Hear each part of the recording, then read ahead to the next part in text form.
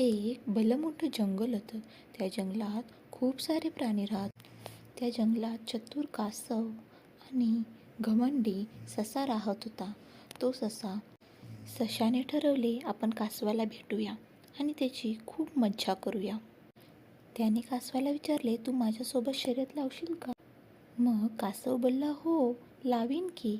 मग ही सगळी चर्चा त्यांच्या प्राण्यांच्या सभेसमोर झाली. शर्यतीचा दिवस ठरला आणि त्यांच्या दोघांच्यात शर्यत सुरू झाली. ससा टुणूक टुणूक उड्या मारत कासवाच्या पुढे पुढे धावत निघाला.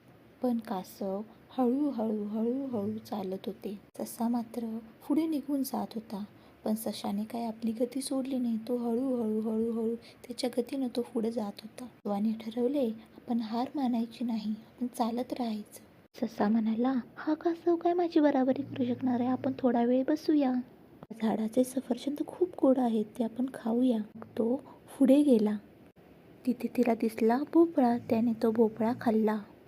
खूप भोपळा खाल्ला आणि त्याला आता सुस्ती यायला सुरू. पण इकडे मात्र कासव हळूहळू हळूहळू चालतच होते. ससा मात्र मस्त मजेत होता. त्याला शर्यतीचे काही भानच नव्हते. सगळ्या मित्रांशी गप्पा मारत तो पुढे चालला होता.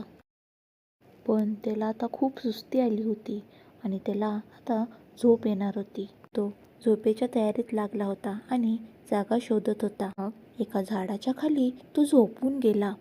पण तिकडे मात्र कासव त्याला मागे टाकून पुढे निघून चालले होते.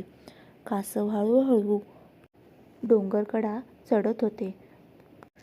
सशाला थोडीशी सुद्धा चाहूल न लागता कासव पुढे गेले. ससा हडबडीमध्ये जागा झाला आणि त्याने मागे पुढे पाहिले. डोंगरावर जाऊन पाहिले, कासव मागे तर नाही ना.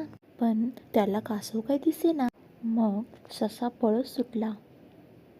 आता कुणाला विचारावे बरं? मग त्याने त्याच्या मित्रांना विचारले, तुम्ही कासवाला बघितले का? त्यांनी सांगितले, हो, तो आत्ताच इथून निघून गेला. खूप जोरात पळत सुटला व त्याने मागे पुढे पाहिले नाही.